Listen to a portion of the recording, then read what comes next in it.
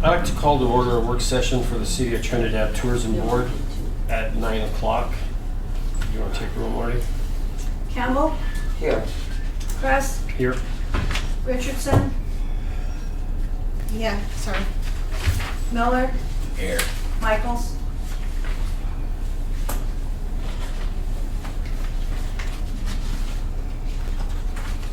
First up is community organizations' input on tourism, marketing, and advertising. Do you want somebody to come up and go first? Oh, we can start with the chamber.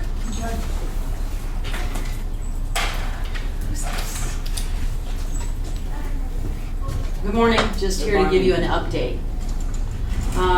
So we took all of your information, we have spoken with county commissioners, with the city work session, and we've also talked with Walsenburg, because they'd love to do some collaborative events.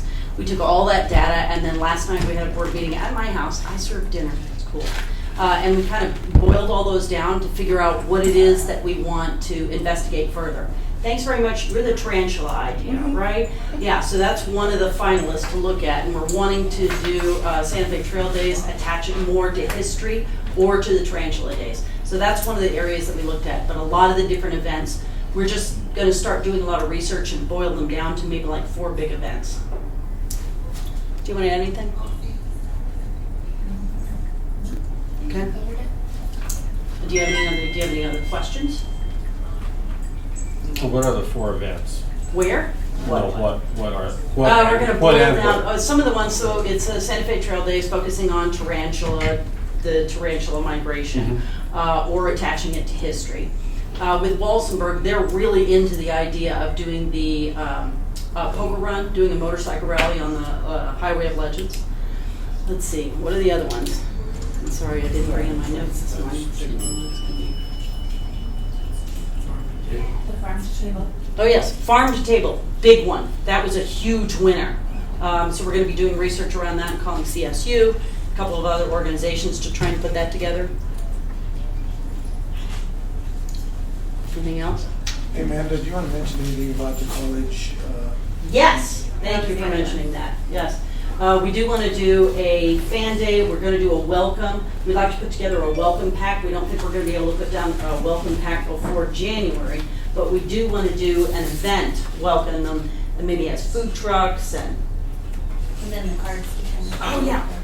Yeah, we're going to do a card for discounts at different businesses, so people can go in and maybe get $1 off ice cream, get 20% off a restaurant. We might do it over like a 2-week period so they can go to use No, that. that card is only going to be for college students? Yeah. And you have to have your college ID in order to get it. And where are you going to have the event at? At the college. At the college. Any reason why the college and not downtown, like we talked about, like at Chimino Park, because it's more down? Because the whole idea was to try to get them introduced more into town. Sure. Yes. How about the space to create? Yeah. We How about got, the- last night we talked to the board about all these different ideas, all the stuff that we gathered, and got a lot of input on it. So See, we're that gonna was be- one of the biggest reasons talking to Dr. Epper is that they want to feel more invited into the actual downtown area. And if you're pushing it more toward the college, then it's not really going to do that much. Really great point. I think we were just thinking more the college, Mayor, was because if we have to wait till January for the new semester, since we're already so close on time, weather-wise, I think is what we're thinking. Too. But the whole idea is to get these kids downtown in Right. downtown. Right. And I still think, because they, Especially a lot of the new ones. especially a lot of the new The ones. freshmen And, coming in. we get hit when they start, the parents come in with the kids because they walk downtown. But the whole idea is to get some of these kids I downtown. think we could do the space to create or Space to create or the miners. Nature Museum is The maybe miners that. park, Mhm. that's central to downtown. Okay. I just found out that Skateland can hold 300 people, and she has tables and chairs. Where is it? Well, Skateland. Oh, She okay. can hold. She has capacity for 300 people. I don't know. It'd be nice if we had 300 students come. That'd be great. There's the theater. But too. with their parents, when they arrive, you have, I'm sure, 300 people, Okay. with their families and things like that. I just think that keeping it at the college, it just defeats the purpose. It does defeat the purpose of having any function. They could start there and then walk downtown. I mean, there's lots of things you can do. Okay. I mean, even if you're giving them cards at that time, you know, there's the restaurants. If you have it close to noon, you have the restaurants that they could go to. Maybe Right. some specials that they can have at some of the restaurants. You know, it's kind of tie everybody in. The other thing is, I know Main Street did the banners with all the cute little things. You know, could we swap those out for welcome banners? I mean, lots of towns put even their high school seniors up, and every new event they put up new banners for, you know, to kind of advertise those. Is there a part of town where we could do some, like, welcome to students? I was just in Alamosa and they had some stuff up welcoming students back. There's a big banner that they put. When right are those across. banners And going to go that's- up? Is there one for the college? Yes. But it's just on the fence, but I mean, like, Okay. No, This no, is it's across the Across street. Can Jerry do something for downtown? And so, Amanda's looking at me, yes, the Main Street Committee that put up those banners does have plans for future banners, especially around the holidays. And I can bring that up to them, that we'd like to do some that are, welcome back to students. and they don't have to be all around town like the ones that we currently have. They can just Like be just one or two centered, in like on Main and, places. like, I think more than one or two, but Well, like yeah. 10 or you know, 15 just on 10 or Main and 15, commercial. yeah. Don't all the light poles have the hooks for flags? Or am I wrong? We bought 18. And is there any opportunity below that banner, so each season you have welcome students, happy holidays, at the bottom of those graphic banners? That, the double banner, I bring that up to them. I'm sure that the. Because then that way we don't have to switch them out. We can use those gorgeous banners and then just put a different message underneath. Okay, I will talk Like to it? them. And this was our first run, and we had every intention of more banners, and I don't know if we plan to replace or add more. It could be both. The tourism board funded that one for the banners that are up now. Okay, Yeah, So if there's one more grant cycle, isn't there, Marty, Yes, for banners? open September 1st. Yeah, so keep that in mind. keep that in Okay. mind, maybe we I'll could have to- get another banner run. okay. Um, Well, it's nice to know that everyone likes the banners. We did. They could be a little bigger though. You know what's funny? It's- Next run, we're gonna get them bigger, right? What's funny is when you're sitting there looking at them on the table, too. They like look three big. big. They And look then big when you look here. at them up there, they don't look as big as you thought they were. Signs never look as big when they're up I- than they do in front of you. I think There's also restrictions because of ADA, so they can't be below a certain distance from the ground, and the poles are only so high, so you're kind of limited by the height and Because they might whack somebody in the head. and the width. But of we should the figure out banner. how big they possibly can be and make them all that big. What's the maximum big or go we can get home. away with? So Amanda, just real quick, the Canyons and Plains Tourism Region, we are in that region, Okay. and Lahana annually does a tarantula festival. Oh, do they? They do. Yeah, I So- did, because we have more to offer tourists. Okay. So I think it's okay that we both do it and we do it regionally. I'm not saying not to, I'm Okay. just saying I'd like to give you the contact so that you Fantastic. can get Okay. more information on what they're doing and how they've been doing this for And a when few they do it, years, maybe so just pay a visit to. no need to reinvent the wheel if we have, Okay. information that we can tap into. Yeah, Okay. And So, then we'll give that to I will send that to you. Her name is Pam Dennehy, she's the tourism manager for Lahana. Okay. That's it. That's all you Any other have. questions? And as a whole with the chamber, Did we you really everything? want to Okay. work with Sorry, I don't have the my- whole community. That's our main goal, is to collaborate with everybody and stop having different things here and here. We- Okay, my question to you, you bring in Santa Fe trails back to Main Street downtown. Okay. Are you even intentions, thinking about that? Do you want to go through this? 'Cause that's the why it crutch ended of up it. where it did? Okay. We had heard that they didn't want to have as many festivals downtown anymore. That's not. That's not. That is not so true, and you should have talked to people, because. Well, Well, there's a lot of those- misinformation about that. I Oh, mean, you're not yeah. the only one who has But that. also, you haven't had it downtown in a few years, so. And we're basically all pretty much new. I So- agree with Yeah. you that, and it was that's why I it was a say- big letdown to many, many merchants when you had it down there. I just just heads up, it was a very big disappointment because your merchants downtown, we gotta work together, and that was, Right. we were all expecting that, okay? The chamber goes to the merchants for, to, The chamber is supposed to be for Yeah. work along with merchants, and that kind of buried us. Originally, we were gonna do it on Commercial Street, and the whole focus was gonna be a lot on the cornhole tournament, and they would not do the cornhole tournament outside because it's dangerous for the bags. So we were gonna cover the street to enable them to do that, and they said, no, it can't be outside at all because of weather. And then, well, is it weather or is it the streets? So that's why we then moved it over to the Yeah, I did. There was, when the festival thing came up to council, we agreed to do the festivals.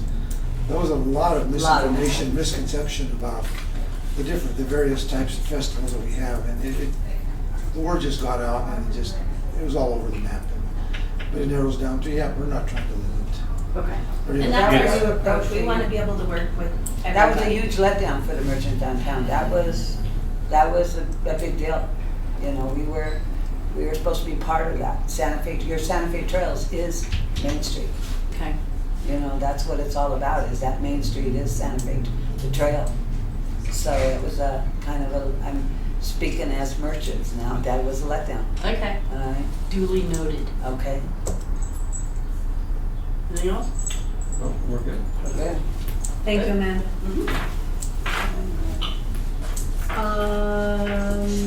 Jared, you wanna go next real quick?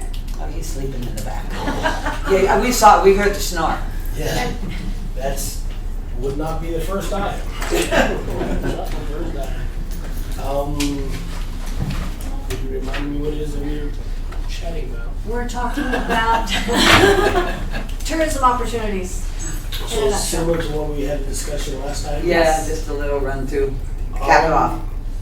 So, as far as the Office of Outdoor Rec, tourism opportunities, our focus right now is on the Purgatory 4, which is the 4-component adventure race, the rebranding of the Master of the Mountains. It's on September 9th and 10th, and we're pushing that out very hard, mostly in gratitude to you guys and the funding that we got to do that. Facebook campaign was done very well, along with we purchased some radio ads in some different markets to help push it out. It's the most that I've ever done for that event as far as promotion. Registrations are a little lower than what I would expect right now, but talking to the people who've done the RAD, people of the Pony Express 160, for whatever reason, economy, gas, or whatever, everything is not what it has been. And even more interesting, what they've noticed is the attrition rate of people who have registered and then the no-shows the day of. Usually it's a 5 to 7% no-show, and they've had upwards of 25% of the people who have registered not show up the day of. And that's hard to quantify because you really don't know why they didn't show, because they didn't show. So you don't get the feedback, well, I got sick or something like that. So things are just weird across the board in general. So that's what we're pushing right now as far as the different tourism. Still working on the general marketing push for the Office of Outdoor Rec is the Trinidad True Outdoors campaign, and moving that along. But otherwise, unless you have questions for me, that's kind of what we're at right now. As far as big time regional or not even regional, kind of national advertising promotion activities. Is the Purgatory 4 your event, or is that a town event? It is hosted by the City of Trinidad. It's hosted by, but are they sponsored by, or like how does it work, like ownership? So That I know we did, but it is a city-sponsored event, meaning that it is coming out of the Office of Outdoor Rec, but I do get so funding comes from individual registration, comes from sponsors. It also comes a little bit from the city as far as tourism. like if you were to leave this position, would that event stay with the city? Or does that event go with you? It should stay with the city. I'm just If trying to there's- wonder, like, who, like the RAD is, whatever, Anytime Lifetime. Fitness, and Pony Express is the one guy and whatever. So is this, that's what I'm wondering, is it, you know? Well, ideally, if there was, so that's actually a very good question, because you would think that if it was a Raton Parks and Rec event that was originally Master of the Mountains, it would have stayed there. But when I left, they decided not to do any more events. The department and the city, well, yeah, pretty much both.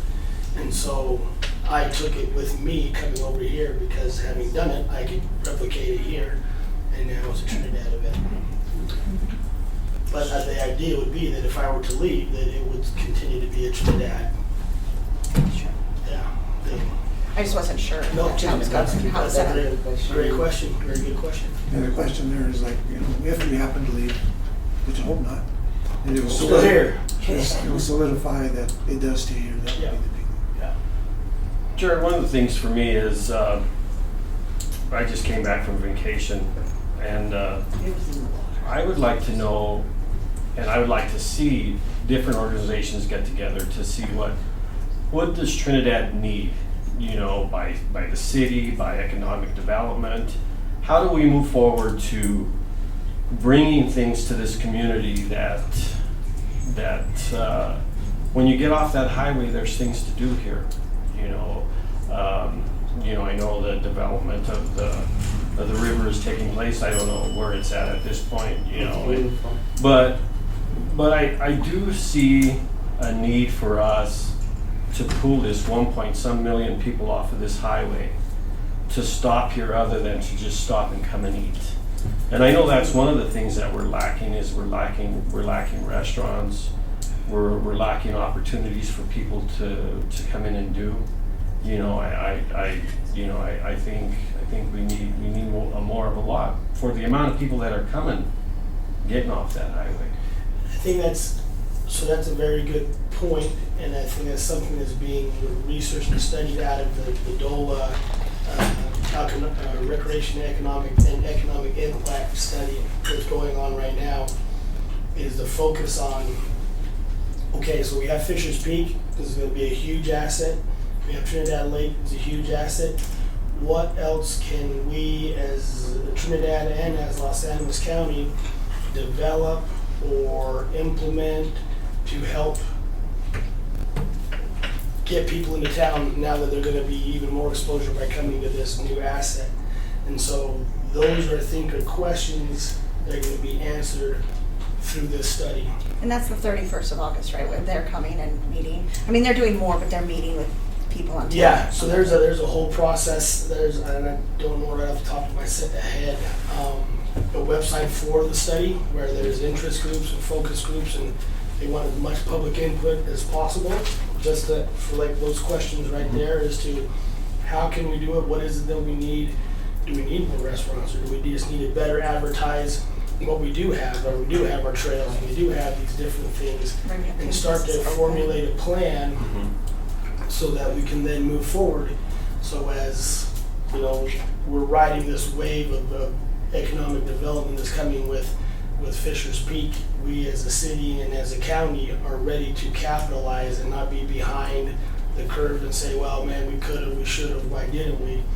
We'll be ready to do that. Well, and are you working with Wally, I mean, on some of that too? Like, who should be actively, you know, going after to open business? What kind of businesses should we actively be looking for to come into this town?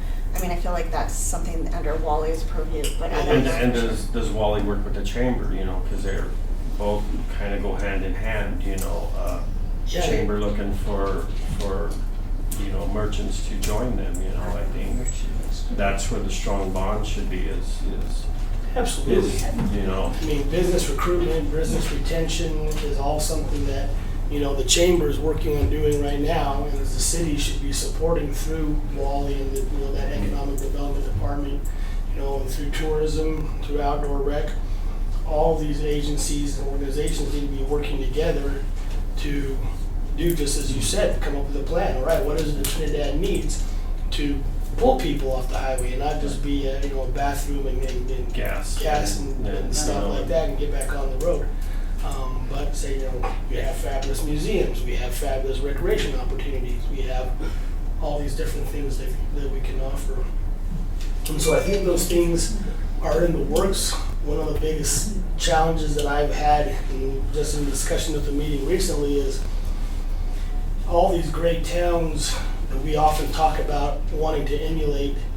They have been doing this for decades, Right. and now that's why they are the towns that But we it's want to taken be. it's taken But them it several takes them years to get there. Several years to get there. And it's gonna take us a It's little gonna- while to yes, get there too. and so a lot of people like, well, how come it's not like this? It's not. Well, and particularly in government, it does take a because everything's got to be studied and it's got to be approved, and the mayor's got to like it, and he doesn't, and all those When things. we went to the tourism board convention, that one town that is really big on gravel grind, what is it, that town up there? Florida?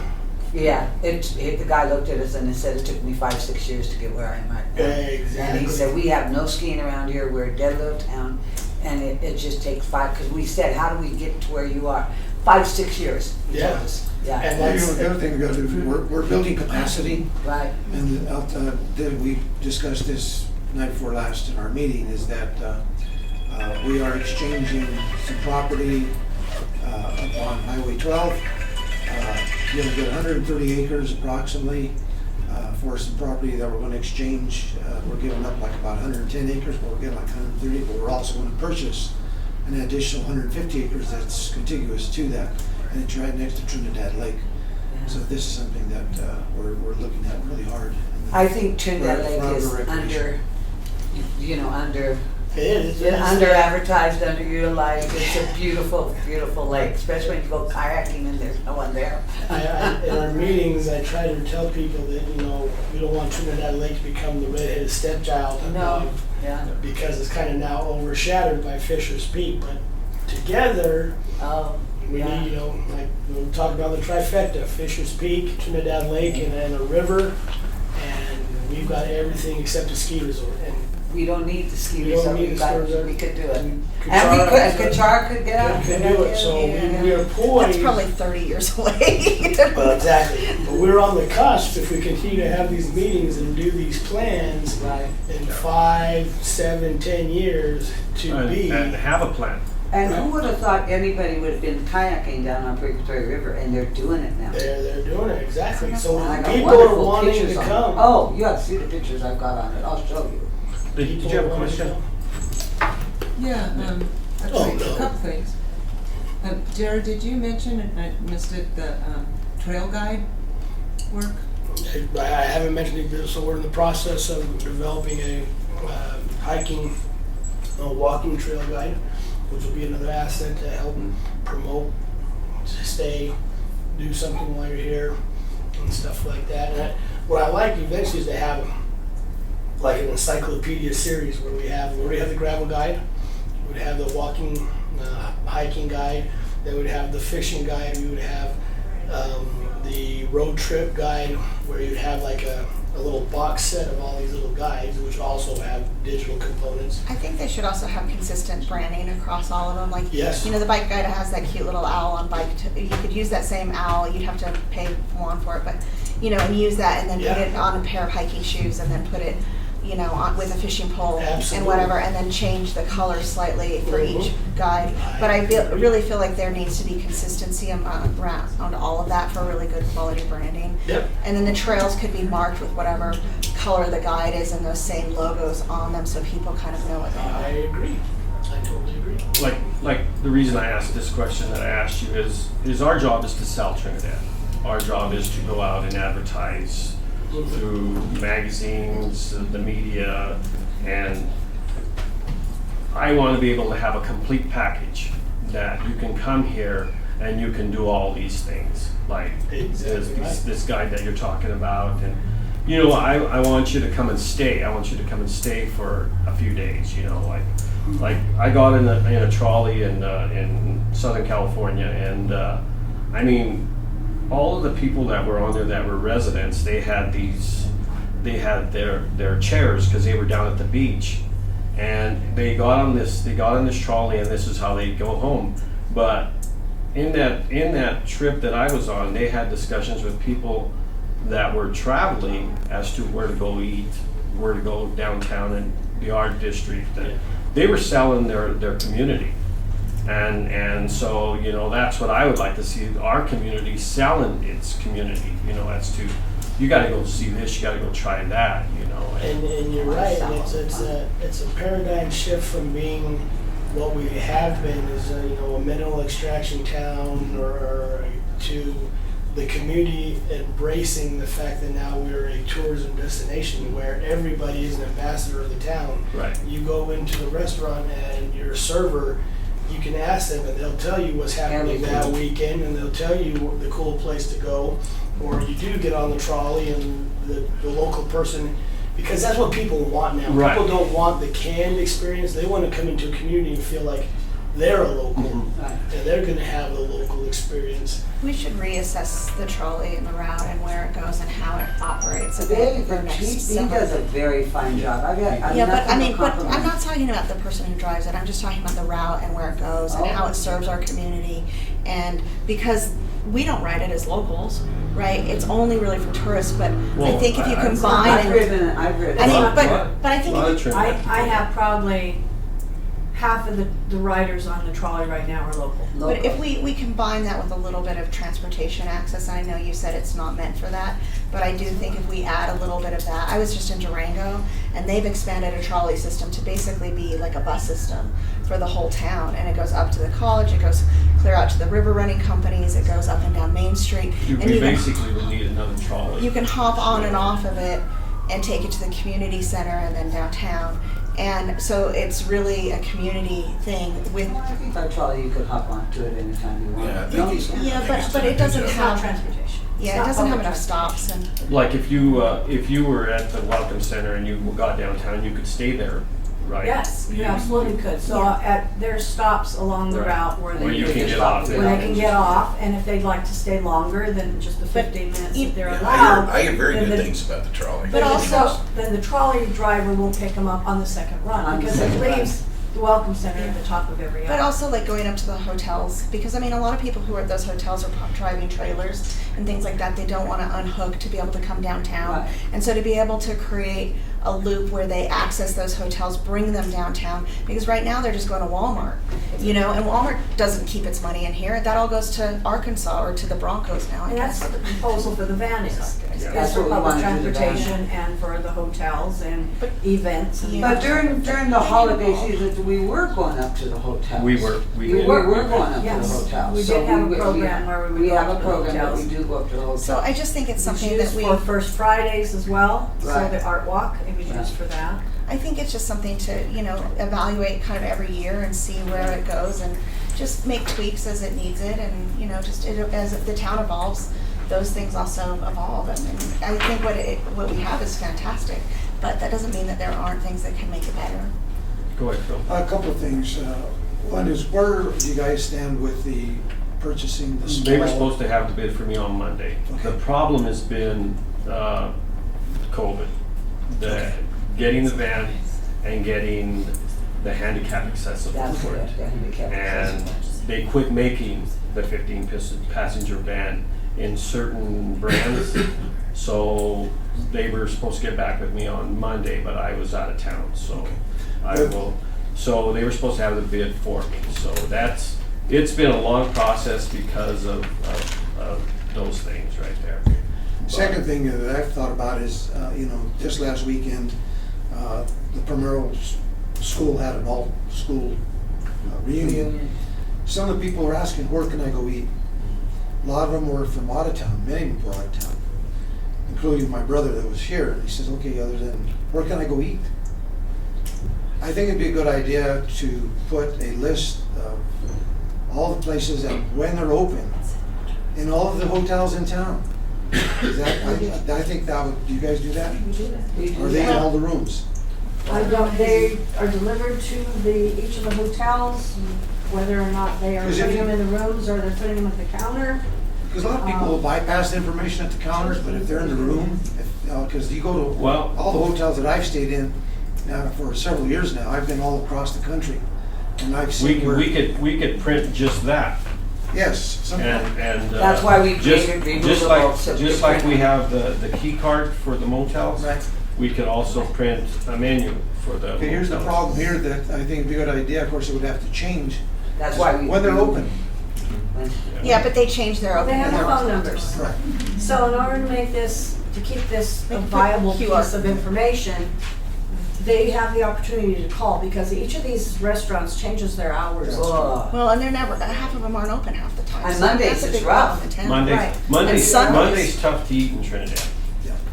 On And that's Main why I talked to Amanda about doing something with the eateries. The other question that came up was the night that I had a presentation, and there was a gentleman on, we're talking about, this is when Aaron Williamson brought up the idea of how do we make Trinidad a destination? We're talking about that. And we had a little bit of discussion, and on there was a gentleman that I guess he kind of does that, and I thought that was something that you guys were going to do. We are. So we are looking at putting out an RFP for a marketing and advertising individual or company. And I did get his information, and when we get to that point, then we will contact him and others. And that would kind of go along with what's happening with this other deal with that, the city and county are working together on. Yeah. Absolutely. Yep. One of the last things, I went to a concert at the Botanic Gardens, and they have a pit kind of like the college does. And they have the stage right in the center of the pit, and they probably can get between 12 and 1,600 people into that area. I think that would, by creating something like that in this community, that would take a lot off of maybe what's happening on Main Street. You have a lot of merchants that get upset about what's going on Main Street. But I think down the road, I think we need to come to a point where everybody's able to work together and have a venue that's set up just for that purpose. I think this field right here that Jay Chimino owns would be But I perfect for do that. feel, Outdoor concerts. by going to that place, by going to the Botanic Gardens, I mean, there was people, they brought their picnic baskets in, they brought a bottle of wine, they can sit there and enjoy music, and they go. If you look at the master plan of the river, that is, That's part of it. that is part of the. So, and I think that just, because I just think that would take a lot off of an organization that's wanting to have an event. And because I think there's so many ropes and. Do that before I'm calling Jerry. As the mayor mentioned, it is one of the conceptual design plans that was presented by the Greenway Foundation is to have basically an A venue. amphitheater that would be that big venue that's designed specifically to host big events, that would have the vendor stations, and I think it's a great idea. I think it's something that I fits think together really we're at the point now, Trinidad's at the point now to where we can pull a lot of people off the highway. We just have to have ourselves ready to do these things. Exactly right. This is Signs on Main Street would help too. Southern Colorado is poised to boom. People are leaving, obviously, Southern California, geez, I'll get it out. California, Even Texas, Denver. all those, Denver are all wanting the rural life. They're wanting what it is that Southern Colorado has to offer. And so we are poised to be, as we have these meetings and get ourselves ready, to be a place that has cool concerts, a place that has great events, a place that has all those things that we just need to be, that's why we do the traffic study and all these different studies to prepare ourselves so that when it happens, and it is happening, we're not stuck around with our fingers in the area wondering what we're doing. 15 years ago, it took 40 minutes to deliver Santa Fe Trail. It's taken 7 hours now. That's how many people are back there. That's how many people. I are met a back couple yesterday, Marty, that fell in love with Jeff down at the Welcome Center, Oh, nice. and they're moving here. Okay. They're bringing their plane here down to Fairstokes. And I convinced her to open up a little shop. Oh, So, something that we needed in Trinidad. Very nice, but they thought highly of Jeff. I will pass Okay. that on. Did you have a question? Yes, first, I'm super excited that you're doing the trail guide, because I've noticed, when you go to our website, that no one knows that we have even our river walk, so I'm really glad you're doing that. This isn't a confrontational question, but I'm just real disappointed that we've chosen the second weekend in September for a really big tourism event, when we have another really big tourism event that's always the second weekend in September. And I'm happy to revisit that. It had always been that way when it was the Master of the Mountains, and so just keeping on with that continued. But Purgatory 4 is a rebrand. We can look at different dates and no effort to be. Yes, we want to work together 100%. So yes, green. I don't think they're incongruent. Back to an earlier mention about Trinidad Lake State Park. Is everyone aware that they're revising their master plan? Yes. There's a meeting on the 18th. Okay. So When is it? aligning with that seems to me to be super important. I just blasted that email out Great. to everybody yesterday, to all of our members and contacts that I have, because I got that master plan letter, so I know it went out and it's on our Facebook page as well. Cool. Wonderful. And there's the Army Corps of Engineers is the main The player. Main player. And there's a new mountain bike trail almost completed. I don't know if anybody knows about that. So Jen, when we're finished with Jared, will you come up and kind of give us an update on all those Oh. things? Don't should I introduce you, Jen Green? Okay. Okay. Thank you, Jared. I was just gonna circle back around. Oh, okay. Thanks, Jared. It's more of a question that I just was wondering if you all knew about this. It's happening. It's happening. So I'm Jen Green, and I represent Trinidad Trails Alliance, and I'm the voluntold new chair of the Parks and Rec Advisory Committee. I just wanted to bring up the thing about the lake, because The lake's beautiful. there's huge opportunity at the lake that's current. Fisher's Peak State Park, 5 years out, will be, down the line 100 miles of trail. So a guiding piece for us to think about, if we compare ourselves to Fruta, and I've read their whole master plan, which is like a $200,000 document at least. Yeah. Their Parks and Rec master plan is trails. Yeah. That is why they are what they are today. And mountain bike trails specifically. So they have a neat niche attraction. And I think Trinidad has a broader, more diverse attraction, maybe just not the one mountain biking niche. Like we have more to offer ultimately here than just that single piece. But there's a kind of rule of thumb is that we would have 10 miles of trail for our town, leading out of our town, to designate it as having enough gravity to attract people. So that's a really good concrete goal for us to think about, is 10 miles of trail.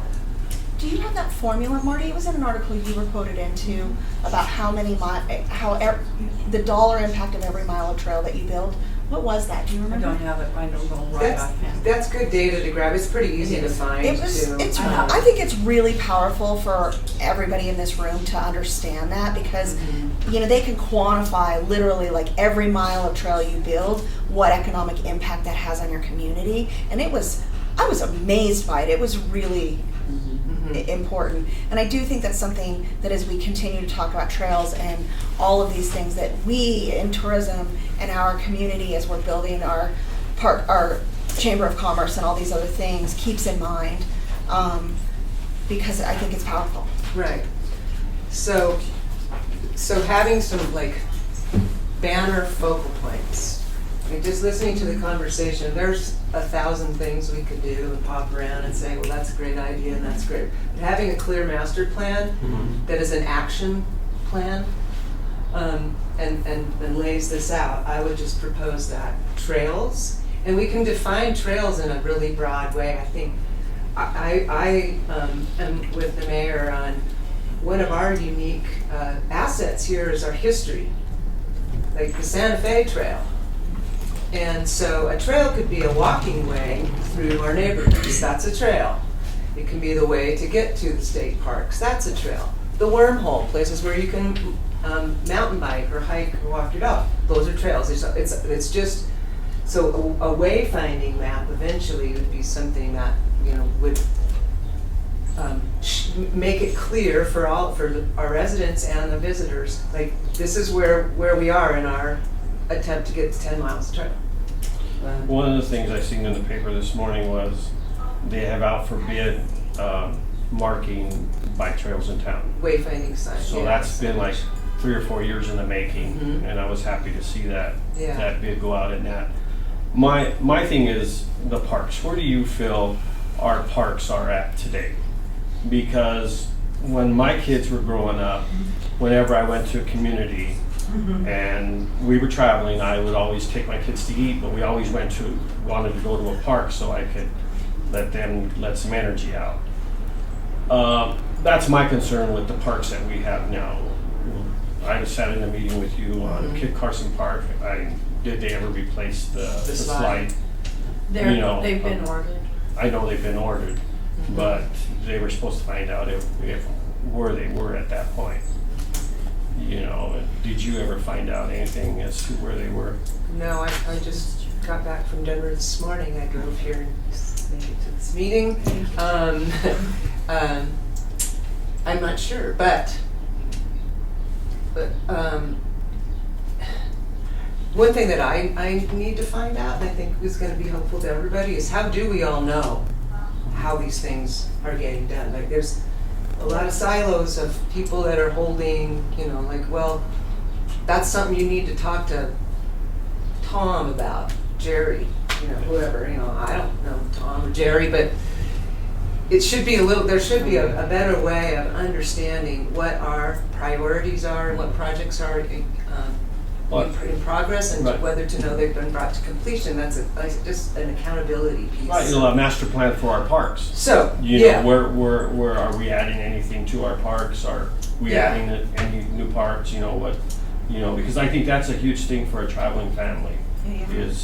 So Tom Audra is actually making invitations to city boards and everybody that has working component into the city. I did sit in one of those meetings. To present to city council. Right. So, as you know, our tourism presentation will be on the 16th, and then they will be going ongoing. So, I think that's a attending great city move, council meetings is important for everyone in the room to find out what's going on with the city. Yes. I mean, The it's other thing communication loop. I think is super important, I think this should be done quarterly, is all the boards sit together, like you were talking about. And everybody says what they're doing, and what their plans are. And then that actually, when it does come in front of council, we have a really concrete idea of where everything is going in, within the community as far as tourism, recreation, and other things. One of the things I think, Phil, is in not all the boards, but like the Parks and Rec is an advisory board, but I think for getting people on to sit on these boards like us, we're able to have a budget to do things. And I think the Parks and Rec brought something, you need this in this park, or this needs something, and then I think they should be funded, and then there's a sense of accomplishment that I sat on this board, I got some money, we were able to do something, and instead of just being an advisory board and saying do this, and then all of the stuff that they did gets kind of lost. The other thing that it does is that I've seen is sometimes a couple of different boards, they overlap what they're trying to do. Right. So if That's why we need collaboration there's between more- all of us. like these quarterly meetings where you guys come together, where that overlap may start to come together. Yeah, I think before you can collaborate, you gotta communicate. So we're getting the communication piece taken care of. And then I think we'll see more collaboration. And then where we see we have common long-term goals. So that's why I lead with 10 miles of trail, because that just sticks in people's mind. It's like, oh yeah, okay, so what little things are pushing us towards 10 miles of trail? Oh, having a bear-proof trash can at the wormhole, so it doesn't look like Diaper City when you come out, you know, to go hiking out of our local town and you see a lot of trash. That's a quick solution. We need to get it in the pipeline and get it done. But it's better if it's part of a bigger, you know, we see it all as part of a bigger plan, right? So Parks and Rec is working to get our master plan updated and get somehow figure out how to fund a consultant to do it, because it's important enough that we don't want to do it ourselves as volunteers. We're not qualified, and you won't end up with a product that is serviceable. So we're talking with Talitha about it, and we'll see what happens there. But our master plan will be a 5-year action plan, and I'm in communication with him all the time whenever he's in town. About, you know, how to carry over from the legacy of when he was there too, so we have some connection there. But yeah, and then as far as the parks go, I think, you know, that's a different part of Parks and Rec's purview, is just the pocket parks, the larger parks. But you know, to have some way that we as an advisory board can watchdog the quality of the parks a little bit more. Like maybe we should all be going out and making sure we visited the parks that we represent, you know, once or twice before we have our monthly meeting. So we're on, you know, on it. But the more we all communicate, I think the closer we'll get to. Now the question here is, someone's going to have to be the lead on that, to pull together the various organizations that would be involved. But who from the city? Who from the Audra city? did put a meeting together, and Parks and Rec was there, and I went from tourism, and I think we had Main Street, and I think we had Historic Main Street. We did have a few. And historic preservation. Okay, but You know, one so thing- and I think it needs to grow. I think it Well, needs to. what has to happen though is I think there needs to be a lead, you know, whether it's Parks and Recreation, to work with Audra, come up with an agenda for these meetings, Yeah, so that they're productive. Well, I'll take that on with Audra, because it was a good start. It was. And, It really was. It'd be a good idea to invite the chamber. yeah. I just want to know if I can talk, because I have a 10 o'clock meeting. Yes. Continue. Thank you, Jen. Okay. Thank you. I'm leaving anyway. Well, I do represent the Historic Preservation Commission today, and wanted to thank, we were part of the Santa Fe Trail Days with the exhibit, and we also had a collaboration May 1st with the Tourism Board, with Rogers and the 53 sites, Tom Chappelle House storyteller, and we had the mission, at the Historic Museum. So it was a collaboration due to our first event. We have our first brochure, and our first event was Echoes of History, and we are thankful for the city to letting us go on the And tour. that's this, right? That's the brochure. And the Echoes of History was our first event that we showcased the landmark building that Tom Murphy has historically landmarked. And our goal, and my meeting is tonight, is to get on the next year's planning for, and so we want to collaborate on a historical preservation and architecture tour. So I hope we can meet with everybody and collaborate on that for next May or June. That's all I want to say. And I think I'm only active, my only term is expiring in November, and we think we have to really recruit. Jana Remington retired. Elizabeth Kelly might get off. We have Shirley, and we have Derek Thomas, but we really need to pursue getting qualified teachers, maybe teachers and different people on these boards that can really offer their services, because it's, we're fading away, part of us are fading off. Let me ask you this, before you leave, do you think you can send a letter to the college and maybe to the school districts? We are deciding that tonight on how to recruit new members because of the, it's hard, we have to have 5, so we are recruiting more and thinking about that tonight, but we are interested in anybody, and I'll try to keep in touch with everybody. We thank Tom very much in public for his excellent storytelling and his 30 years worth of work here, 40 years worth of work on that Chappelle building is. But we want to tour and use the 53 buildings that Ms. Rogers has identified and get downtown more, bring more walking tours, and thank you. Thank you. KJ, did you want to speak on Main Street?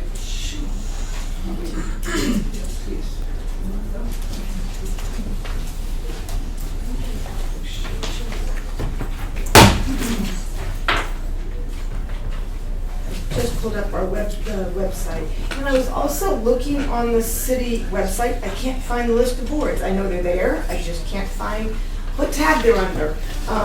So I'm with Historic Main Street, and we are one of the city boards. And our role is to enhance Main Street. And so we're a vital part of tourism because we want to bring people into Main Street. And we also want Main Street to be a place that our locals also appreciate. So some of the projects that you may have seen in the past, we had someone donated pianos, and lo and behold, we ended up with a bunch of pianos and we painted them.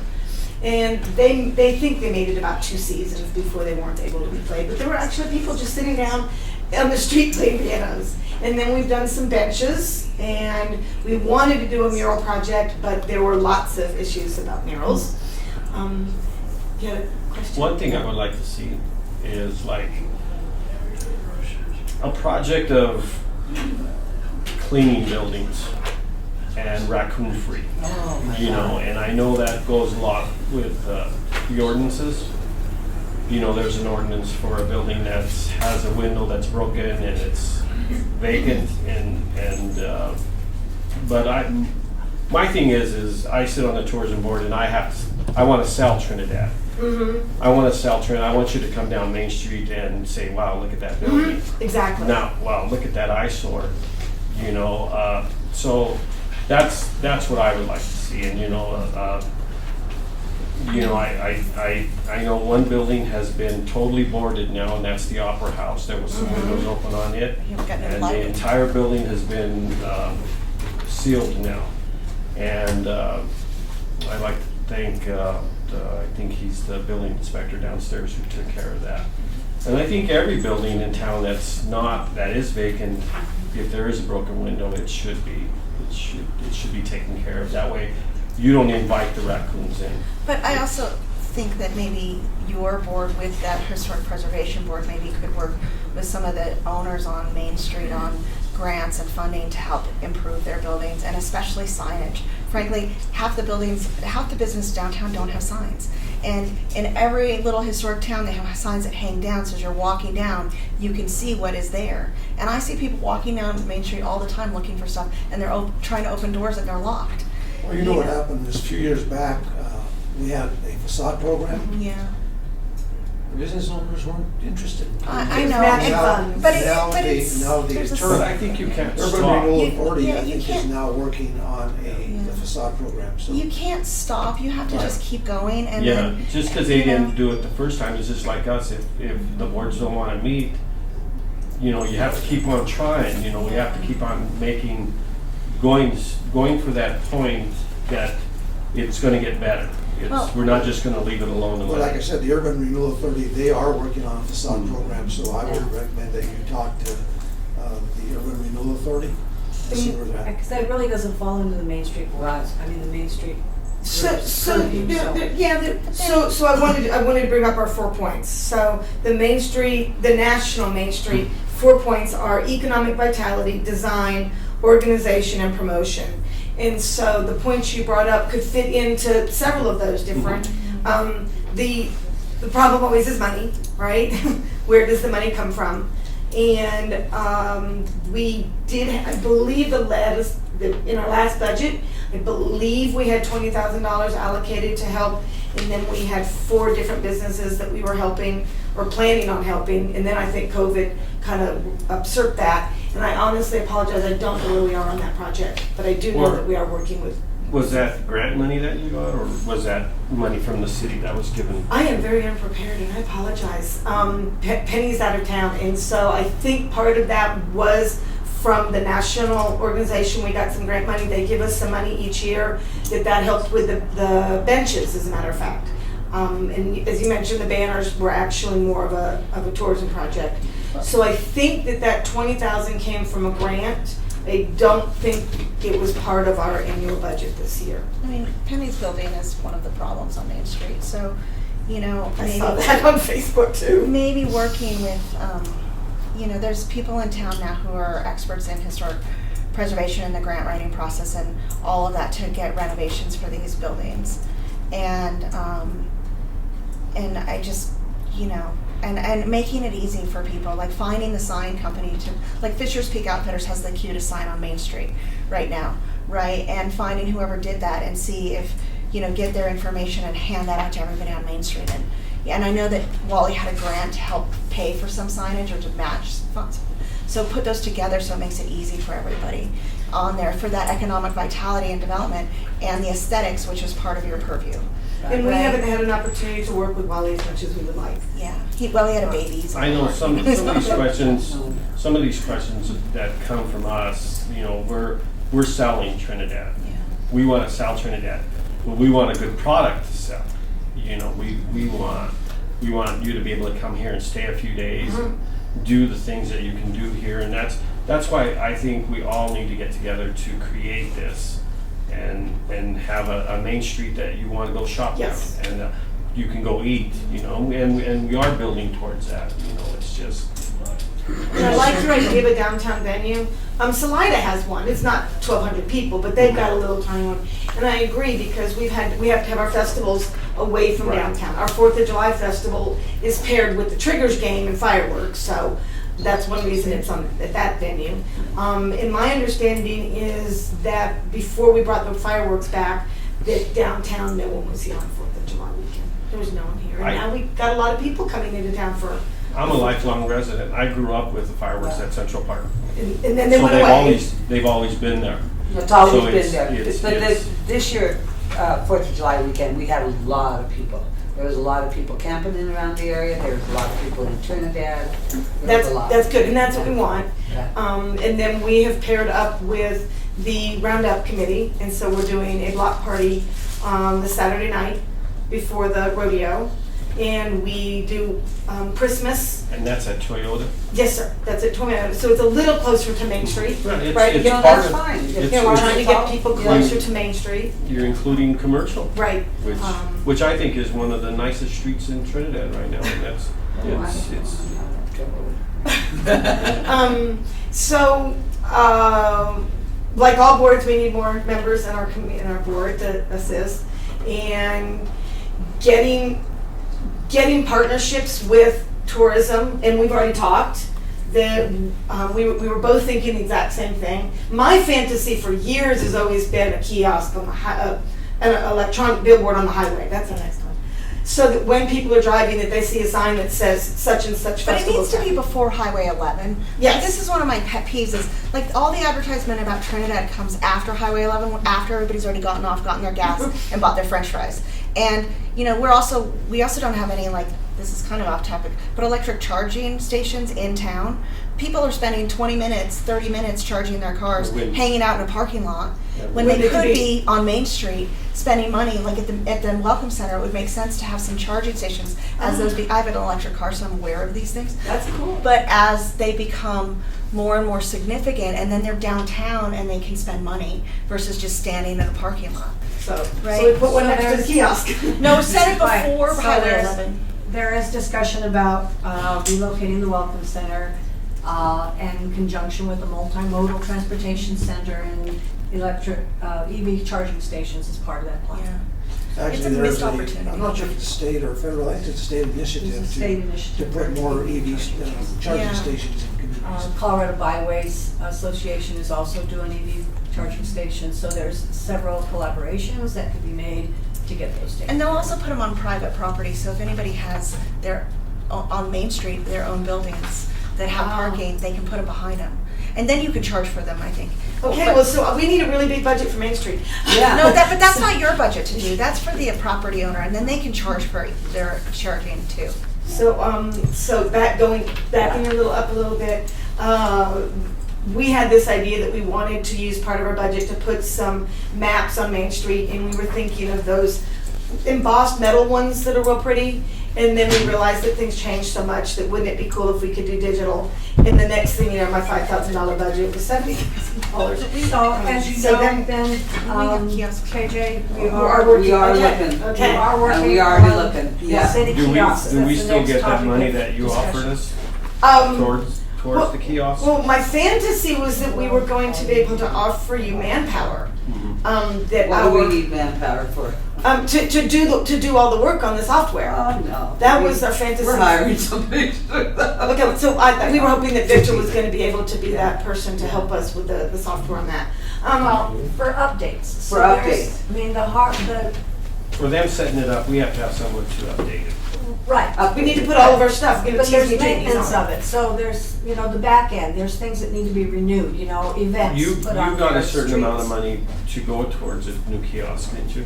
I do not know if it was line itemed in our budget, Mhm. or that was just one of the things that we wanted to figure out how we could bring to the community. And I think that we wanted to do all the research, and then we were gonna come to the city and say, can we allocate funds for this? And This then is the one project- reason why we all wanted to come to the group, because you're thinking of that, we're thinking of that. We just wasted several meetings of yours because we're thinking of the same Right. thing. And so And we'll I probably, kinda gave we'll it probably to you run guys. with it. Yeah, You know? I gave it to you So guys. KJ has given me all the information Right. on the research that she's done. Yeah. I have it to give to you today, Yeah, you so got it, we we got are it. moving forward. And then Moving once that forward. does happen, if you'd like to involve Main Street in that, we would be honored to participate in following through with that, or if you guys keep it free off, that's fine too. But we would love to participate with it. Thank you for everything you've done so far, KJ, it's Okay. great. And then do you think it is gonna be at the coal mining? Do you think that's gonna be the best spot for it? at the coal We haven't miners? even discussed it yet, Oh, so okay. we will, that is the Okay. discussion to We're come. gonna find the best place for it. We're gonna find the best place for it. And I've said the same thing that you have, is people get off the highway and they look and they go. And the other thing they do is they stop at what used to be the Hallmark and they look, and they don't even go down to the museum. So having a digital way for people to see this, it's different than just look at our website. I think it's gonna be really enhancing for our community. And then we can go put one out on the highway. Maybe a mural. I think in all fairness, to be honest with you, the merchants have got to know all of this, Yes, because they they do. are a vital part of giving information out to anybody that comes to that street. you know. Right. They really do, and they need to be informed of this, and they need to fast, because sometimes we're the first people that they talk Right. to. They come in and ask you where to go to eat. I think Oh, everything. this is, I mean, Anything about Do you. you The new think, city manager do you can think the have chamber can meetings get with with the the college and us, and maybe we can have something for business owners downtown for maybe a workshop through the college? And I know our You know. ambassadors are going out right now too and visiting all of our members and asking what they need or what they want for us to do or to present to the city also. So we have a real active group going out and talking to our members right now too. So this could be something we can relate to the merchants as well. Yeah, it's very important that the merchants know everything. 'Cause Mhm. We're the first person that talk to them besides the Welcome Center. And sometimes they go first there, and sometimes we send them over there. So, you know, they do come down and they do ask a million questions. So our role of Main Street is to be partnering with tourism and arts and culture and the chamber, so that everybody sees the value of our Main Street in our theater, and all of the fun things we have to do in our community, because people don't see it. Does Main Street have a mission statement? That's what I wanted to go look up, and I wasn't on our Facebook, or excuse me, I could not find it on the website. And yes, we do have a mission statement, and I apologize that I'm unprepared. I wasn't supposed to be the one talking. I'm so sorry. No, Okay, I should you did good. backtrack just a little bit, you know, we talked about, you know, the facade programs and stuff, and she said that's not part of that's not your part of your purview. However, I think it'd be a good idea, because Main Street is your deal as far as commercial, for you to know that the facade program is available. The other thing I think would be good is if you guys walk, you know, go through town, you see businesses that need facade upgrades, and you go and tell them, are you aware that a facade program is available, but direct them toward Tura. So And that- we If you did, could 3 do years that. ago, I think, when we first had the facade project, I think we did. We actually drove around and we had a list of the ones that we thought really needed some help. And also, not only that, but cleanup. Chamber actually did reached out. It was before you, Amy, but when they were doing the facade program, the chamber had put out some information to their members that program was available. You know, just cleaning the streets, I mean, cleaning their sidewalks, cleaning, washing their windows, cleaning the backside of their buildings, those type of things I think are important. When everybody stops. There's one. Go ahead. Just, All right. okay, an observation. I've been a citizen of Trinidad or close to it for 5 years, and came up here several years before that visiting. And it's a lot like, you know, when you have, you know, your child, you watch them grow and everything else, and the grandparents come visit every once in a while, and they say they're just amazed at how much it's changed. And I don't know, and we need to tout ourselves, you know, tout our successes, you know, to each other. And if it's not your responsibility, talk to whoever it is and say, can we help you? Yes. You know, as we start joining together, because since I've been on this board, I've seen more cooperative work, more progressive work. We've come a long ways. We have a very positive thinking mayor and council. You know, the hard work that Marty's done, she's, you know, been in her position, what, 4 years, 3, you know, now we're coming together. This board seems to work pretty well together as far as, you know, helping promote the city and do what we have to do, and then also helping guide the different entities towards each other to help each other. It's working. It's like Jared was talking earlier, some of these places had decades, you know, of this stuff going on before they were, you know, that spot, you know, they were the Tarantula capital, or, you know, whatever, you know, we wind up doing. We're off to a good start. You know, I don't know why it's taken this long, but we're getting there, and we just need to be positive, stay working together, communication, and, you know, people like you and the new folks at the chamber and this board just keep positive input going, and I think we're going to be surprised in another 5 years just how far we've come. So Main Street Board, National Main Street Board had a presentation, and they highlighted a city who had all the main players in one team. So they had the chamber and the Main Street and economic development, and they were all in the same group, instead of everybody having their own ball field with their own ball. Working towards a common goal. Yeah. A couple of years, it's probably been several years now, Marty, you might know, when the budget, instead of each board having their own budget, they said, okay, the city said, here's a group budget, you guys gotta figure out how to share it. And Penny really thought that was a really good way for everybody to collaborate, and maybe not necessarily with the budget, but how would we get a quarterly board meeting for all of the city boards to talk again? She really liked that, and maybe, I don't know who the person is to make that happen. It's all. Audra's trying to. I already wrote Audra. Yeah, her and I. She already communicated. Okay, to get that back, I think Penny really thought that was a wonderful way to collaborate together, and it'd be great if they got that group back together. I'm gonna let you guys on. One of the things that has been my vision for the last 3 or 4 years is to have a one-stop shop where the chamber, the economic development, Can we go somewhere big time? and like maybe we're trying to find a director for the Main Street group where they would be in one building. And that's kind of been my vision. And I think that Yeah. would really work well. Maybe, I think that would be a good thing to do. Maybe we On should that, have our I just meetings wanted to in space to mention create something, like an update on what's happening with the multimodal tourism or new welcome center. We're continuing to work on that. Audra and I actually went to, probably yesterday, sat down with CDOT and covered a lot of bases as to what we need to do with the area that we're thinking about, where to place it. And just to let you know, we are moving forward with that to see what we have to do. Where are you placing it? It would be taking Ed Bell's place and J&J Motors Oh. Yes. and put it down there. It'd be close to downtown, be close to the Amtrak station. We just want to make sure that the the facility that we would have would fit with all, because we all know now that people traveling in big buses, or trailers, so, and then also there's going to be a priority, the exit 14 is going to be a priority for the city for renovating. We talked to them yesterday, that's part of their master plan in the coming future, where they will reroute that exit 14 and change it from a 5-way to a 4-way. So that's all going to have to be worked and included to make sure it works. I went to some of those meetings. Is the roundabout plan for that still? No. Just a Roundabouts 4-way. out. What we want to do is it'll come, I'd have to show you, but there's option 3 of the master plan of the plan that we have out there, and it changes it quite a bit. Okay. Makes sense. Okay.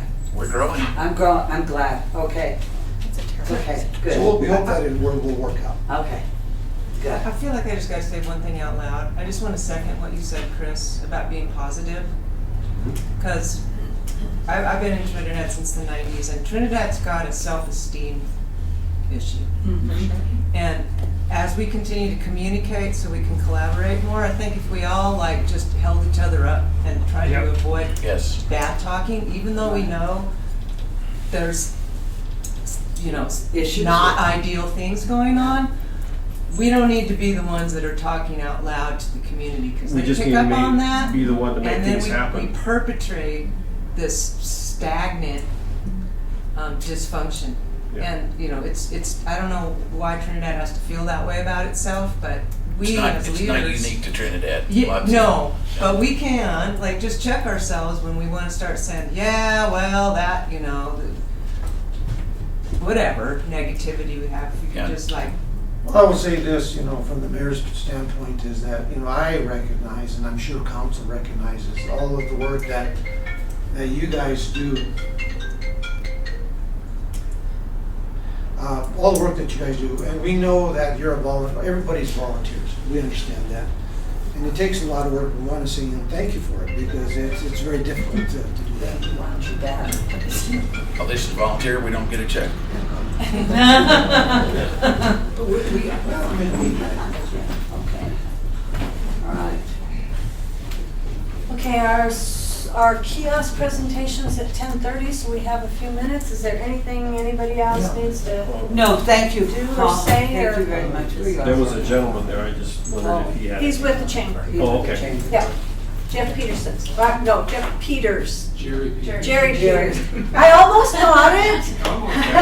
I had a couple in yesterday that came into the store. As merchants, we find all kinds of people that come into the store. But this young couple came in and they were looking for a place, and they talked to somebody and said, oh, everybody's moving away from Trinidad. And blah, blah, blah, and they gave me a little spill. And my husband happened to be standing there, and he said, well, I don't know who you talked to. He said, go try to find a house. He said, there's more people coming to Trinidad that you could think. And even that couple that came and talked to Jeff, I mean, I thought the way they were talking, they were looking at different places. They already got sold on Trinidad. They were sold. But the market, But this one couple, we said, who did you talk to? We don't know who they talked to. That was the first negative thing in my store in a very long time, that someone said that everybody was moving away from Trinidad because there's nothing going on. I said, oh, let me tell you. So we get to town for 45 minutes.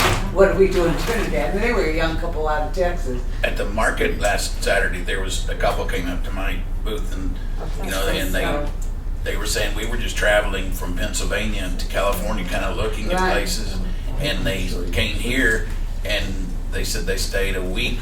They've already made an offer on a This is one of the house, things we have and in the they're bulletin. wanting to get them in, and they just didn't go any further. They Yeah. loved it. So Yeah. we're doing something right. We are doing something right, and we have a lot of good products at Abbott's, and I just do think we should need to inform our merchants a little bit more.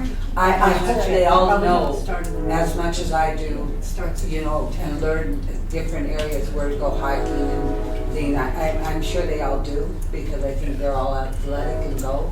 But I have some beautiful pictures of people kayaking down that Purgatory River. I haven't seen anybody. Oh, The boat in the front, that was too shallow. I hear things Well, about, they have problems, Hopefully it's but all. I hear great things about the chamber too, and I hope y'all would take that on as far as getting the merchants That we have to, to you know, jump on board. figure out Because which it one takes, works, but you know, that going down and we'll your be all right. support, so. If not, I'll go get Go it. ahead. So the answer to your question is the naysayers on Facebook. Yeah. But I also forgot to mention something, and Marty, you might confirm this for me. If you like our banners, we make postcards. Oh, And you yeah. can buy the whole stack of them. I need more. Okay, so are they for sale at the tourist office? At the Welcome Center? Yes, welcome. Yes, they Okay, are. so So they're- I did ask Victor for more. I've got probably 4 left. Yay, that's good. You to should know. put them maybe in the merchants to sell for you. We have given them to, I think we gave them to each of the 18 banner people, and I think we gave one to each one of you guys. I got one, I've been selling it. But I know somebody wants the whole pack Okay, to put in a frame, okay. and they wanna make a frame out of it, or whatever they wanna make out of it. So Tom, what did you say we should give them to The merchants, you said you're selling them? to sell? Yeah, that would actually maybe give you some more money to print more. Something Get that to do right. with the fact that we're a board, we can't make money, so Okay, so Marty I Marty think that's how it sells. works. Okay. Yeah, it is. Is Well, that the just one if you that make it, kayaking? spend it, then Because it works I got out. several of them. Of my fault. I'll contact Victor and find out where we are with that. They're having a We'll blast figure it down out. that river. Thank you, KJ. It's a paddleboard. Next. Okay, so at 10:30, we have a SUFA presentation, so that's one of the kiosk vendors. Okay. But in your packet, I printed a white paper on the technology and the use behind smart city kiosks for you to review. There's another paper on considerations for installing smart city kiosks as well. So, you know, types of hardware that's needed. We'll probably have to talk to our IT person here at the city to find out what we need as far as software. How do we manage it? As KJ mentioned, the Main Street Board might, you know, have an individual who could manage it, who could update it. Just like you need a web manager or a Facebook manager or whoever, you know, social media manager. And that being said, we did have a conversation with Donna and with Audra about whether or not the city should hire an IT professional. So, to do management, not, you know, installing stuff. So we're looking at doing that. But a lot of, you know, considerations of a kiosk, you know, we all want one, we all think it's a great idea, but, you know, what are all the ins and outs of getting one and problems that might come up because of it? Security issues, you know, vandalism, so many different things that we need to consider before we just say, yes, we want a kiosk. So I'd like you to take a look at this information. These 2 papers here, take them home, take a look at it. Also in your packet, other than the live presentation that we're going to have, is one from Hoop Board. So there's a whole packet on Hoop Board. Out of the 8 different kiosk vendors that both KJ and I looked at, these were the 3 that rose to the top, based on price, based on technology, based on appearance. I mean, there's a million out there, guys. Believe me, I've been doing a lot of, you know, looking. So I see SUFA, is it Hotboard? Hoot Board Hoot Board. and Parabit. Where's Parabit? Marty, do we need to stay for this part? No, you do not, unless you want to listen about kiosks. no. And Okay, then- I'll get back so much. Thank you. I'll call you later. Okay, thank you. And Parabit's this last one that has Parabit is the one, the only itemized one that price. actually Thank you, gave guys. us Thank you so a much. bid. Okay. And this was one that, this is the one that KJ came up with. This is, out of all the research that she did, this is the one that rose to her top, was Parabit. And so she actually asked him for a bid. But we don't see, We don't have a bid on, Parabit doesn't have an, oh, I guess at the very end there's an image of theirs, so we can kind of right, see. the last one was the image. I have to say this, but I'm gonna be skipping out. We don't, So just take it all with you I'll and take look it all at with it. me. I'm gonna start for a little bit, but it's already 10:20 and I know I'm in trouble, but I'm going to the restroom real quick. Do you know which ones have like the sofa sign looks really nice, but it looks, the photo looks like it's like a banner. So, I mean, how sturdy. That's the live that's- presentation, okay. so we can look at that.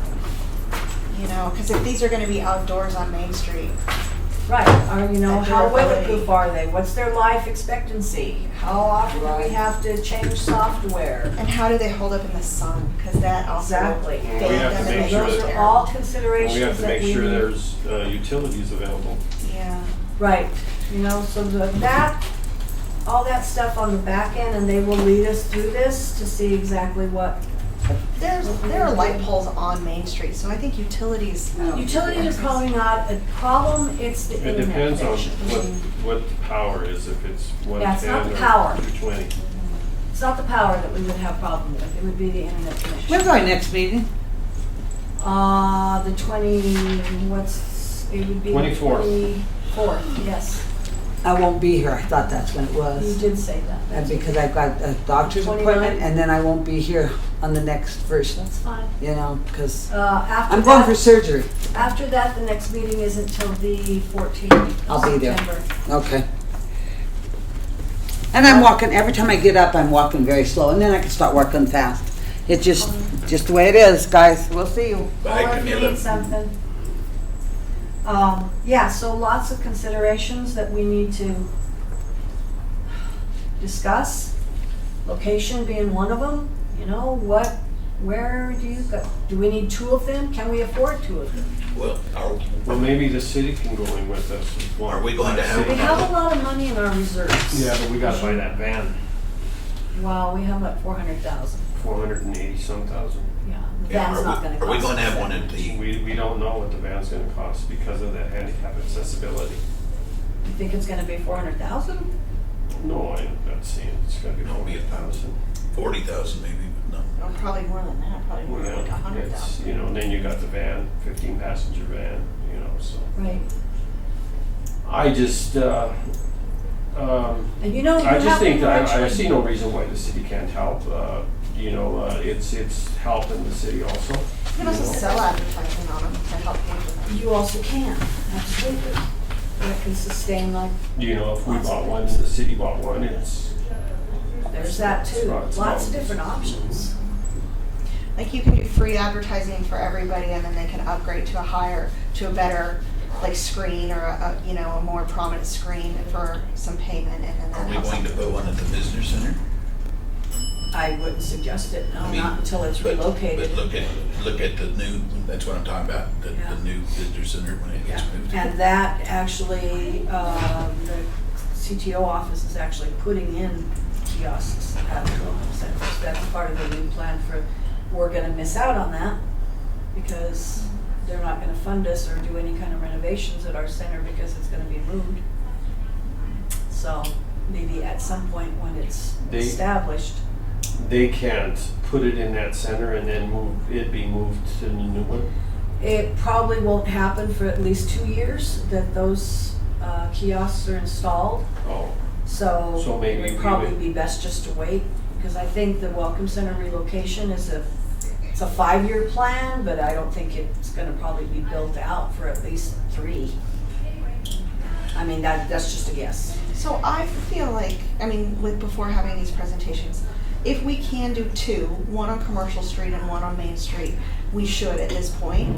And then, down the road, decide if there's another one needed somewhere else or another two needed somewhere else. But I really feel like those two zones, maybe in front of the church on Commercial Street and in the Pioneer Park on Main Street or something. I don't know the best places for them. But those seem to have some space and some places where people can sit and kind of pay attention. Seem like good possibilities, right? But I feel like two, if we can do it, I don't know, this has a $20,000 price tag, I think what it was, right? The other one, the 22. terabit one is 58,000. Oh, Marty, where the just the kiosk is 22, not all the others. where the space to create is, where Wally's office is at, What's gonna be in that common area where those big doors are going in? What's gonna be, is that gonna be parking right there? I hope not. No, What's that that gonna open space, be? Yeah, that open space. nothing. Nothing. The umbrellas and chairs. Yeah, there and might, something well, else. yeah, To eventually, me, yes. To me, that's where the kiosk should go up on that wall, or in that common Well, area. Yeah. Because there's more protection there in that area right there than it is across the street in that open park. That's an idea, That's too.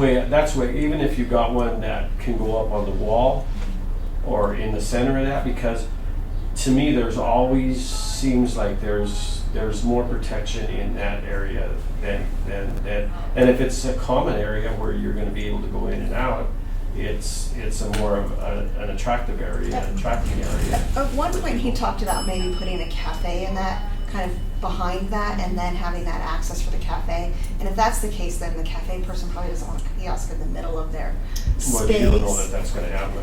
Yeah, But I know that think- was one of the proposals. But I think that's one of the best things, best places for it. One of the things that they do recommend for high visibility is to have a standing kiosk And you rather can have than it- mounted on a wall. And you can have that For in the there, same sure. reason that Don says, you know, you have that visual, like a sign that's hanging down from your building, like, you know, the Fisher's Peak Outfitters does. It's that visibility. And can you, So- I mean, we also talked about having to build, or needing to build, and I don't know if you were at that meeting or not, build a little structure over it so that it has protection from the elements and things like that, so that, and then where, if you're standing there and it is raining, you're not getting poured on. Yeah, Right? Right. yeah, and it will help with the sun reflection and everything else. You go in those, a roof basically over it. So. Where you could see none of these have protection over. Well, I think Well, these aren't actually in actual use. I think these are just computer created, Yeah, or they're I don't- indoors. Do they have any pictures of them in place? I didn't see it. I didn't see any either, but I didn't look that carefully either. So, is that somebody coming on there? Yes. Good morning. Good morning. Can you hear us? Yes, I can hear you. Can you And hear me you well? can see, yes, we can hear you. And so there are 3 tourism board members. You can see all of them. Yes, I can see everyone. Okay. All right. So I'm probably gonna slaughter your name. Is it Tariq? It's Tarek. Thank you. Tariq. Okay. So this is Tariq Ahmed. This is the City of Trinidad Tourism Board, or several of them anyway. We're missing a couple. So I'll let you take over, Tariq. Great. Well, it's wonderful to meet you. Thank you all for taking the time to chat with me and for having me present to you. I did speak with Mayor Rico a few months ago, and he mentioned that there would be some opportunities to work together. And I know he passed all my information, our company's information, to the tourism board to see if this might be a good fit. So happy that there was some mutual interest. So we'd love to learn a little bit more about what kind of drew your eye to learning more about SUFA. Is there any particular project that the tourism board is working on? I know Mayor Rico shared that there's a new welcome center that's being developed. I'd love to learn a little bit more about that project as well. So, Tarek, the Welcome Center relocation that the mayor alluded to is probably 3-4 years down the road. And I think that we're looking right now at maybe something a lot quicker than that.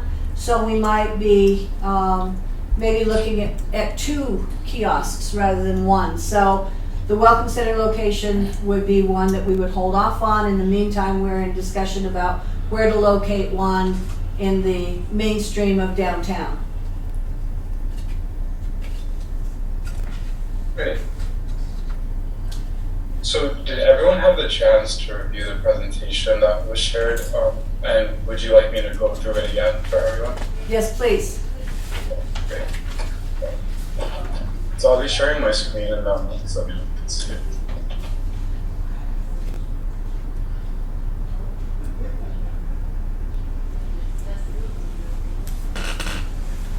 Everyone see this screen? It doesn't have a roof.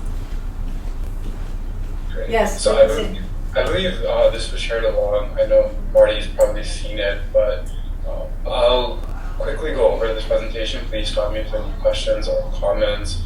So to give you a general background on SUFA, we were founded out of the MIT Media Lab in 2014. We work with over 50 municipalities across 17 states. We're based in Cambridge, Massachusetts, but we have a huge footprint across the US. We don't work with any municipalities in Colorado at the moment, which hopefully in the near term we can change. We do work with a few municipalities in New Mexico, which is in Arizona as well, which might be the closest sites to you. So to give you a general background on SUFA, and what makes us unique is we're 100% solar powered signage company. Most signage providers tend to be electrically powered. Fortunately for us, we're pretty seamless. We're a turnkey solution.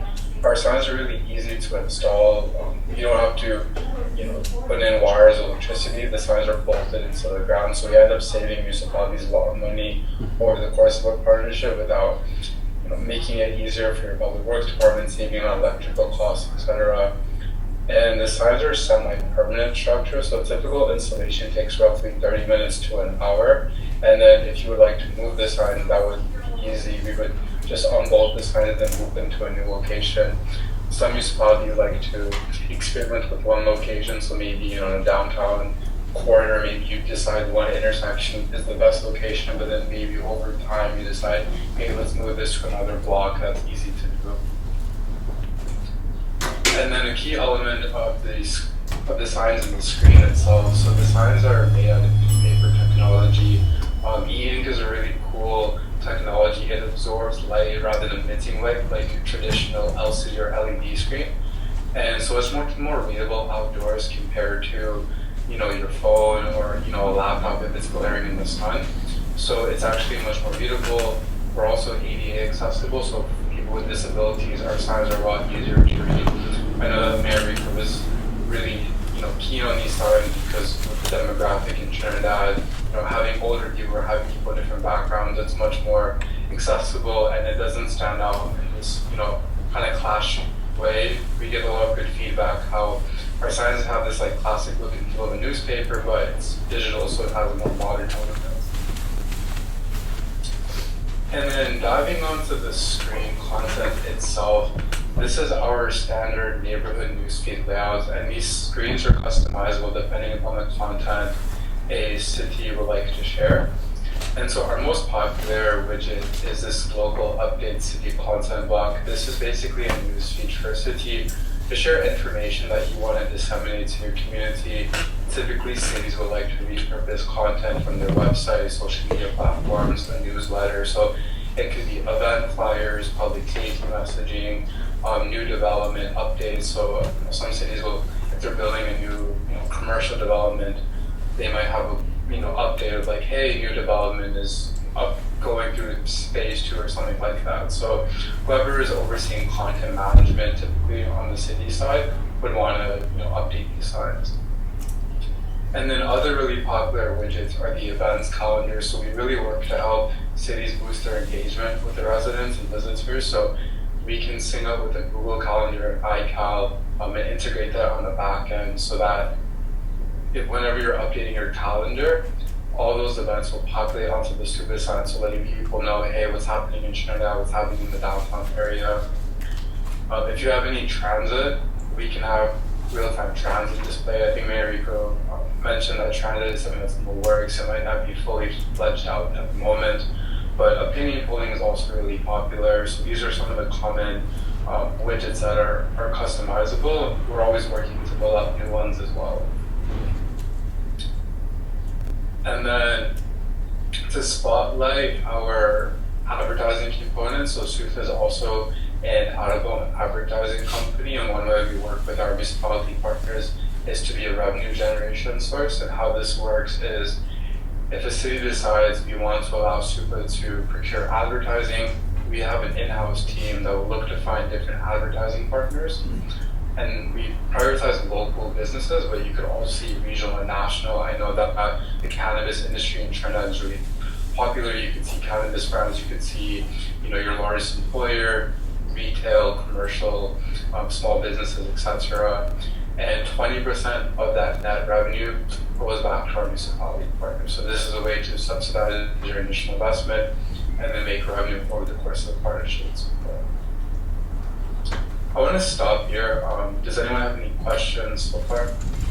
My question is, the kiosks, they look really nice from the images that you have. How weather resistant? I mean, we have temperature bands here that go 50, 60 degrees in a single day. We have really high winds, and we're in the high desert. So, you know, weather is a huge factor. How well do they hold up in the sun? Because, I mean, we're also at 6,000 feet, so our sun is really intense. Yeah, that's a great question. So our signs are really weather resistant. So the structure itself weighs 300 pounds, and you mentioned you have high winds. These are actually our signs in Miami-Dade County. So part of our partnership with Miami was to construct signs that were hurricane wind resistant. So they're really well equipped to handle high winds. We have signs across the U.S. So a huge footprint in Boston, the Northeast, where it's really cold, but then have signs in the Phoenix area, New Mexico, close to we work with Las Cruces, which is close to the Mexico border. Signs in Southern California, so it can handle really warmer climates as well. And with the sun, that's actually much better for the usage of the sign, having more sun, because the signs are solar powered, so you actually get more maximal use, and it will just overall run better because of the solar power technology. And do they have battery backup for when it isn't sunny? Yes, exactly. There's a battery backup. How long do those batteries usually last in that thing? Do they? I'll have to double check, but they typically last a few months, especially in sunnier climates. You don't need to rely on the battery backup. So you mentioned you do have quite a bit strong sun. I would imagine you would need less battery swaps. Typically they last a few months, but I can double check for you with that. What's the cost of the replacement batteries? I'll have to double check with my team. We have different maintenance structures where some cities, if they purchase typically 3 or more signs, we would cover like sign cleaning and maintenance, and as part of that maintenance structure would be battery swaps. But if you were to get 2 signs, I'd have to see what the cost would be for battery swaps. Now, is there different kiosks with different prices, or is there one kiosk and one price? Yeah, so there's 3 different options. So I'll kind of wrap up the remaining portions of the presentation so we can cover those price points. So to go over the back-end platform, we actually have this proprietary software platform that comes with the sign. And this is how you're uploading content on that local update section, so that city content feed. So again, this is typically where you might be repurposing content from the website, newsletter, social media platforms. It's like posting on Facebook, LinkedIn, Twitter. And all content is approved by a SUTA team member before it's posted, just to ensure that nothing inappropriate makes its way onto the SUTA site. And then my favorite component of these SUTA signs is our pedestrian tractor. I'm a huge data nerd, and one of the major ways we support communities, especially with signs located in downtown commercial areas, is helping capture pedestrian insights.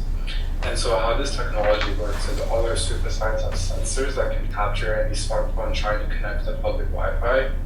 We don't collect any personal and public information, but we capture raw numbers on how many people are walking by the SUTA sign. And I know that Mayor Rico was keen on this type of data, and you mentioned that this would potentially be a reason why the tourism board might be interested, because capturing data, seeing over time, especially during those tourism periods, how does the foot traffic, the pedestrian volume differentiate? And one way that areas in the downtown utilize this data is to recruit new businesses, work with existing businesses to extend operating hours. We work with a lot of economic development departments, so that's you mentioned that this could potentially be something you're looking for in the downtown area. So that's how some of our other municipality partners are incorporating this data. And then to go over the last thing before I dive into pricing is these vinyl wraps as well as the back of the sign. So all our signs are wrapped with the vinyl wrap, and And to spotlight how this influences price points, there's two different options with these vinyl wraps. A municipality can outright own their entire vinyl wrap and dedicate the space to branded. So in this example, this is the city of Groveland, Florida, right outside of Orlando. They wanted to customize these signs, kind of make it reflective of this coastal beach vibe, and they have their city logo and then just fit their general branding pattern. But we work with other municipalities that allow us to procure static advertising on the vinyl wraps. And in this example, these are signs in Lynn, Massachusetts. We work with their local Museum of Science running campaign. And so 20% of that static advertising also goes back to the city, which will influence that upfront cost as well.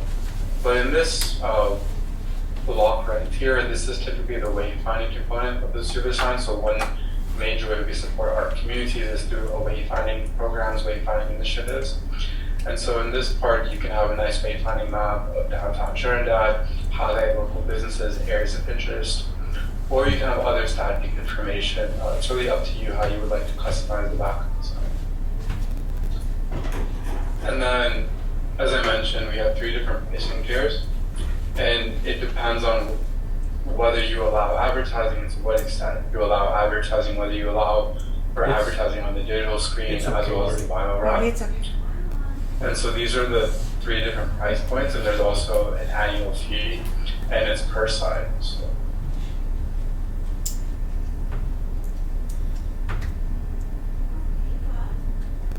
Very good.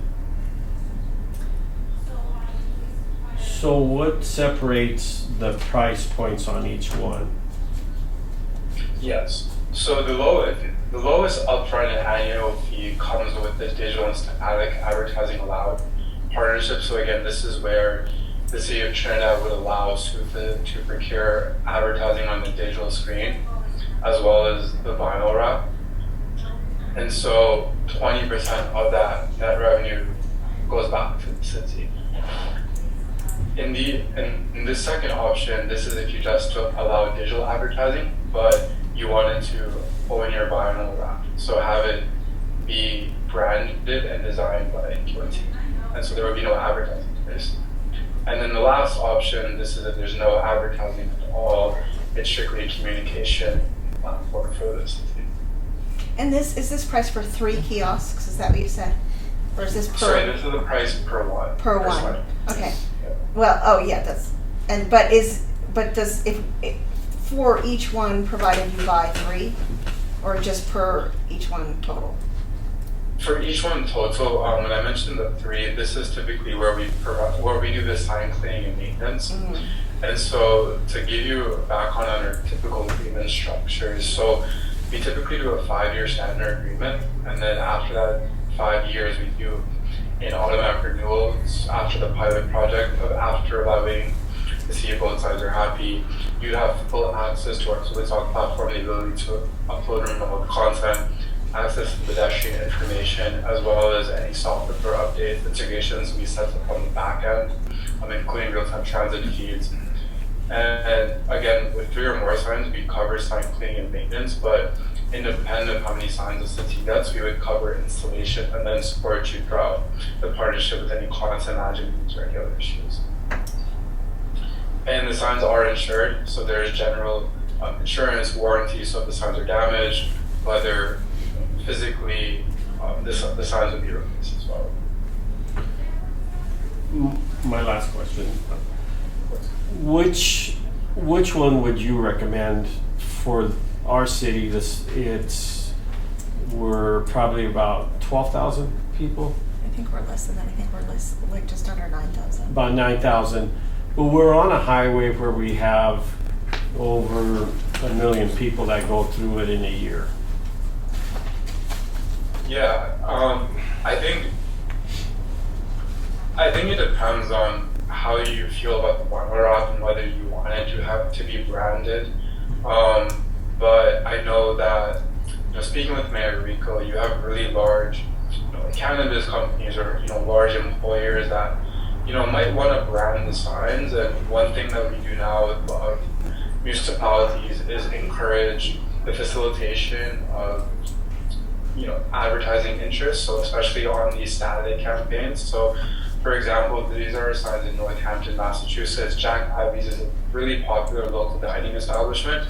The city helped facilitate that relationship between us so that they can wrap the signs, but then 20% of that net revenue went back to the city of Northampton. So if they're really large businesses the city has great relationships with, that you could see wrap these signs, we can run those campaigns and that would have that lower upfront and annual cost, but then you're getting that revenue share. But if you're really keen on, owning the wraps and just have it be branded by the city of Trinidad, have your design team work with us to determine how you like to wrap these signs, that could be an option. But those are kind of like the two that I would look at. Groveland is actually a city of 15,000 people, so not a lot larger. They have 6 signs, and so they actually had quite a large budget to kind of do a lot of different signs. But so they were okay paying that kind of 18K price point with that reoccurring fee. But with the smaller community, I know that with certain budgets they might just do what's the most cost. So Tarek, on the one that you just showed us, one side is the static side and the other one is the interactive screen? Yes, Okay. exactly. Okay, and once the city purchases a kiosk, is there an annual fee or? You had said It's there, right there. 2,000 or 6,000. Okay. It's 6,200 or 6,200 or 2. Or 2,000 for the first 2,000? Okay. And the vinyl wrap, how often can you change that? So the map on the back, for example, if you did, our town is kind of changing it quickly, and new businesses are opening and different things are happening, so you may want to change that map annually.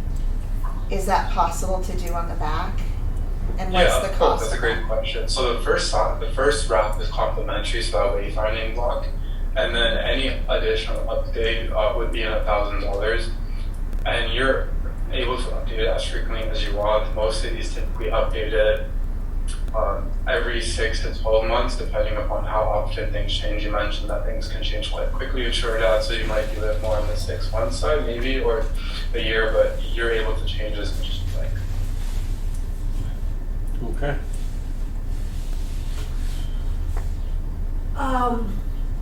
Any other questions?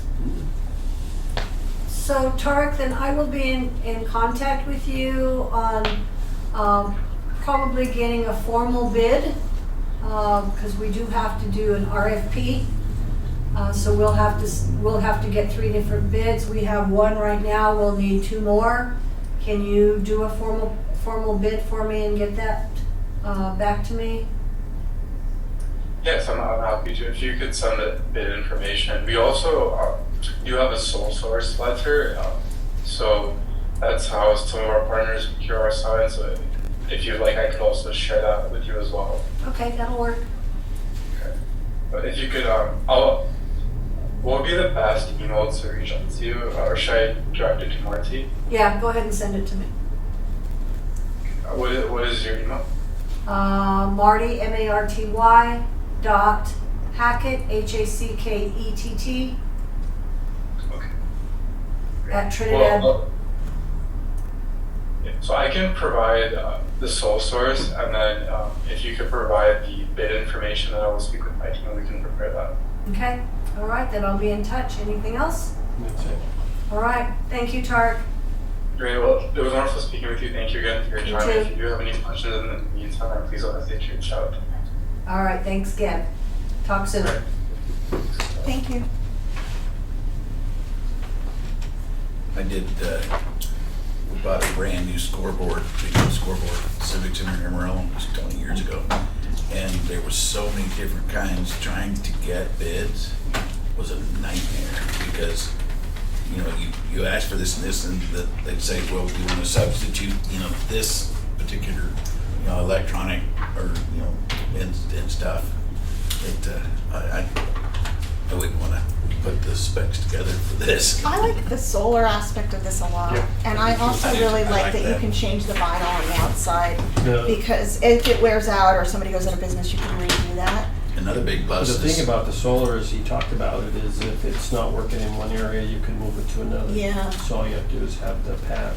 And I like the sales aspect, the advertising, because otherwise you Well, and they, can't get, volunteers can't be salespeople. No. It's just too. I like that too, because they do it. I mean, you don't get a huge amount of revenue because they're doing it, but it makes it that you don't lose that because somebody else, that is on somebody else, because volunteers can never do sales. Yeah, no. It's impossible. And that might be negotiable. I started to ask him and I just left it alone, but, we might could bump it up. Well, 25. and if you look at the price point on this one versus the other one, we could get 3 versus 1 Yeah. in 3 different spots, which I don't think is a bad idea. I actually think putting one up on Highway 11 in some ways makes sense, because maybe that would draw people off of that gas station down into town. Highway 12? She's Exit talking 11. about. Oh, exit 11, okay. You know, I'm sorry. I mean, Highway 11, where's Highway 11? I like that idea. And I do think as a town, we should brand it ourselves and then sell the advertising otherwise, because I think that's what our intention is, Yeah, I agree with that. personally. You guys done? We are. We can adjourn? Adjourn. Official Next meeting, August the 24th. Thank you.